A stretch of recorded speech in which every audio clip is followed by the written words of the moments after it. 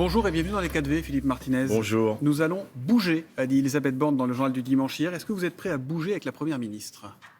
Ça dépend dans quel sens on bouge. Pour l'instant, c'est des petits bougers et ça ne correspond pas aux attentes qu'expriment les manifestants, les grévistes et l'opinion publique en France. Mais ce qu'elle dit sur les carrières longues, par exemple, c'est pas intéressant ? Vous ne prenez pas ça quand même ? Vous ne mettez pas à son crédit ? Non, mais on voit que les mobilisations, ça pèse, puisqu'elle est obligée de revoir sa copie. Mais le compte n'y est pas, c'est du bricolage ce qu'elle fait. Puisque même avec ce qu'elle propose sur les carrières longues, on va quand même travailler plus longtemps. Le débat parlementaire va débuter aujourd'hui, c'est donc aussi là que ça va jouer dans l'hémicycle. Est-ce que vous allez le suivre ? Est-ce qu'il vous intéresse ce débat parlementaire ? Bien sûr qu'on le suit, mais pour voir comment se positionnent les uns et les autres, et puis comment les élus de la République écoutent l'opinion publique, écoutent les citoyens, parce qu'ils sont quand même élus par les citoyens. Et à l'Assemblée, Mais c'est pas la rue qui gouverne, si ? C'est pas la rue qui gouverne, je sais pas. En tout cas, c'est la rue qui élit les députés. Et les députés sont censés représenter le peuple. Or, quand ils votent des lois qui sont contraires à ce que veut le peuple, il y a un problème démocratique. Il serait illégitime à voter cette réforme, les députés ? Il serait à contre-courant de la majorité de l'opinion publique. Et c'est là aussi que ça pose un problème démocratique. On ne peut pas se faire élire pour 5 ans et pendant 5 ans faire ce qu'on veut. Il me semble qu'il y a quelques manifestations en ce moment. Il y en a encore une demain, il y en aura une samedi. Il y a des grèves. Il y a des sondages qui montrent que toute catégorie socio-professionnelle, de tout âge, les citoyens de ce pays et les citoyennes sont contre cette réforme. C'est ça qu'il faut écouter. Dans les faits, il se peut que cette réforme passe, avec les 64 ans, cette mesure d'âge contre laquelle tous les syndicats se mobilisent, et qu'elle passe de manière démocratique. Du coup, est-ce que l'intérêt des salariés et des travailleurs que vous défendez n'est pas d'obtenir des avancées sur d'autres sujets ? La pénibilité, les carrières longues, les femmes, l'emploi des seniors, etc. Mais est-ce que c'est un des enjeux de ce qui se passe à l'Assemblée ou est-ce que pour vous c'est 64 ans ou rien ? Pour nous, comme pour tous les syndicats, vous avez raison de le signaler, il n'y a pas que pour nous, c'est 64 ans. Et l'allongement de la durée des cotisations, ce n'est pas acceptable. Après, les avancées, il faut des avancées dans le cadre de la réforme, ou en tout cas du système de retraite qu'il y a aujourd'hui en France. Oui, il y a un problème, j'ai entendu, il y a un problème de l'emploi des seniors dans notre pays. Qu'est-ce qu'on fait ? Il y a un problème d'égalité entre les femmes et les hommes. Qu'est-ce qu'on fait ? Il y a cette jeunesse qui, à juste titre... Donc là, vous comptez sur l'Assemblée pour traiter ces sujets-là aussi ? On compte sur le fait qu'il y ait des mobilisations pour que les élus de la République prennent en compte l'avis des citoyens. C'est quand même normal dans une démocratie qu'on est élu, on ne fait pas ce qu'on veut. On est élu, mais... Ils ont un mandat représentatif, ils n'ont pas un mandat impératif. D'accord. Enfin, ils font ce qu'ils veulent. Ils font ce qu'ils veulent. Mais enfin, quand on est censé représenter le peuple, l'opinion du peuple, ça compte. Ou alors, c'est un autre système. Après, certains vous diront qu'il y a peut-être 1 ou 2 millions de personnes dans la rue. Il y a 67 millions de Français aussi. Donc, c'est pas non plus... Est-ce que ça peut vraiment se jouer comme ça ? Et ça dépend des sources, mais nous, on a compté plus d'1 million de personnes dans la rue. Il y a des grèves. Il y a les sondages d'opinion publique. Il n'y en a pas un qui dit qu'il y a moins de 65 ou 67% des citoyens et des citoyennes de ce pays qui sont pour cette réforme. Ça aussi, c'est à prendre en compte. Ce qui est sûr, c'est que le débat risque d'être entravé par les très nombreux amendements qui ont été déposés. Il y en a environ 20 000, 18 000 par la NUPES. Ça porte un nom, ça s'appelle de l'obstruction. Vous la soutenez, cette obstruction, ou vous la regrettez ? Écoutez, moi, je ne suis pas un spécialiste des procédures parlementaires. Ce qu'il faut... Sans être spécialiste, on voit très bien ce que ça veut dire. Ça veut dire empêcher le débat de se dérouler. Ce qu'il faut, c'est qu'il y ait des débats et que aussi on puisse voir quel député soutient ou non le report de l'âge à 64 ans. Pourquoi ? C'est presque menaçant ce que vous dites là, non ? Mais non, c'est juste pour savoir si les députés, ce que je vous disais tout à l'heure, c'est pour savoir si les élus du peuple écoutent le peuple ou non. Et c'est grave, parce que vous dites c'est une procédure démocratique. Alors j'ai entendu Madame Borne qui disait pas de 49.3, on verra. Mais sur une telle réforme, empêcher le débat parlementaire, moi ils se renvoient tous la balle, mais empêcher le débat parlementaire et faire en sorte qu'on passe en force un tel sujet, je pense que ça aura des conséquences. Donc vous souhaitez que le débat ait lieu et qu'il n'y ait pas de 49.3. C'est un bon résumé de votre pensée ? Bien sûr. Une question à laquelle aucun responsable syndical ne répond. Aucun. Si le texte passe à l'Assemblée nationale, il se passe quoi derrière ? En tout cas, pour la CGT, la réponse est claire, on continue. La mobilisation continuera. On continue. Même si le texte est adopté. Parce qu'on considérera que c'est un un texte qui a été voté contre l'avis majoritaire des citoyens et des citoyennes de ce pays. Je vous repose la question, mais pour vous, le Parlement est illégitime aujourd'hui ? Non, il n'est pas illégitime. Mais un Parlement et des députés ne peuvent pas faire ce qu'ils veulent sans tenir compte l'avis de ceux qui ont voté pour eux, enfin de ceux qui continuent à voter. Parce que je pense qu'y compris si le Parlement va à l'encontre de l'opinion publique, ça aura des conséquences. Ça serait un problème démocratique que cette Assemblée vote ce texte ? Oui. Oui. Oui.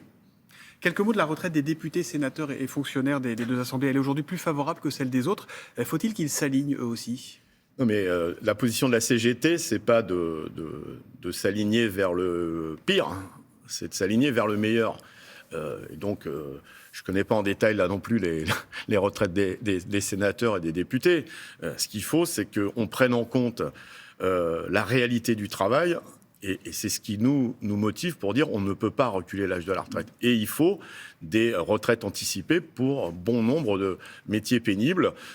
Et ceux qui bénéficient de régimes dits spéciaux, c'est pas à eux qu'on doit viser, mais aligner ceux qui n'en ont pas encore. Je pense aux chauffeurs dans l'autre sens. Ouais. Exactement, vous avez tout compris. Ce mouvement, pour l'instant, il reste populaire, vous le disiez tout à l'heure, soutenu par l'opinion, en tout cas si on en croit les sondages.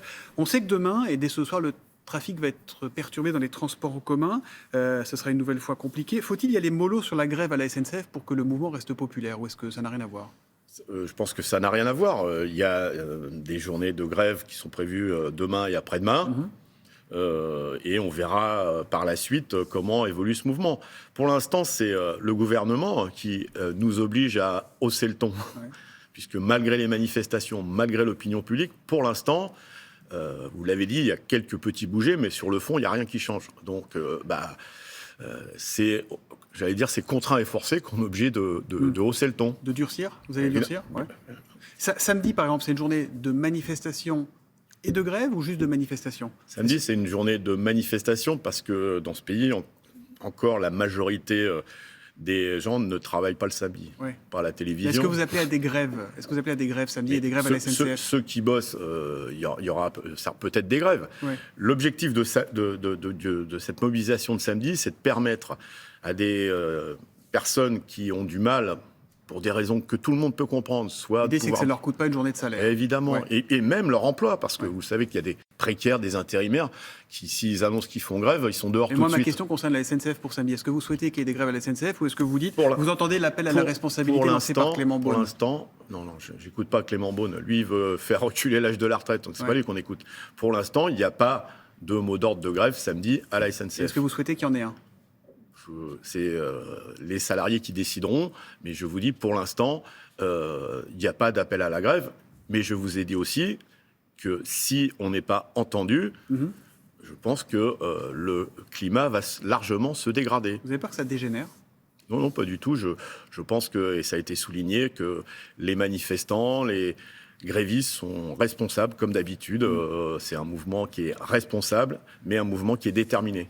On évoquait Clément Beaune, un autre ministre que vous connaissez bien, Olivier Dussopt, le ministre du Travail, est soupçonné de favoritisme. Il est visé par une enquête du parquet national financier. Est-ce que c'est un problème pour vous ? Si les faits sont avérés, c'est un grave problème. Mais est-ce qu'aujourd'hui, c'est un problème ? À cette étape de la procédure, Elisabeth Borne lui a conservé toute sa confiance. Oui, c'est normal, elle n'allait pas le lâcher tout de suite quand même.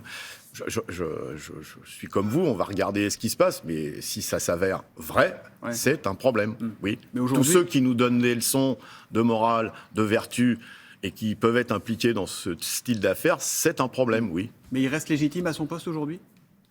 Je ne connais pas le fond de cette affaire. Vous voulez que je vous dise ? Mais vous êtes vigilant. On sait que la politique... que vigilant, oui. Ouais. On sait que la politique comme le syndicalisme, c'est prendre et donner des coups. Elisabeth Borne a été touchée humainement que Laurent Berger l'accuse de manque d'empathie et que Fabien Roussel, du Parti communiste, la compare à Margaret Thatcher. Vous comprenez que ça la chagrine ou pas ? Mais si elle avait un peu les deux pieds sur terre et qu'elle écoute un peu tous les témoignages que j'entends chez vous et ailleurs, elle ne serait pas chagrinée. Elle retirerait sa réforme. J'entendais les pompiers qui disent est-ce que vous pensez qu'à 62 ans, je vais être capable de monter à 30 mètres en haut sur la grande échelle? Est-ce que je vais mettre en péril la vie des gens que je suis censé sauver? C'est ça qu'elle doit écouter. Il faut que ces dirigeants politiques aient un peu les pieds sur terre et connaissent un peu mieux le travail. Qu'est-ce que vous diriez d'elle, Elisabeth Borne? C'est la première ministre. Ouais. Ça vous va comme réponse? Ça, c'est très factuel. Mais vous parlez encore ou vous parlez que par interview interposée maintenant? Non, puisqu'elle considère que les syndicats sont hors jeu et que maintenant tout se passe au Parlement. Ça aussi, c'est un problème. On n'a pas parlé ensemble depuis le 4 janvier. Parce qu'elle considère que les syndicats ne servent plus à rien dans le débat.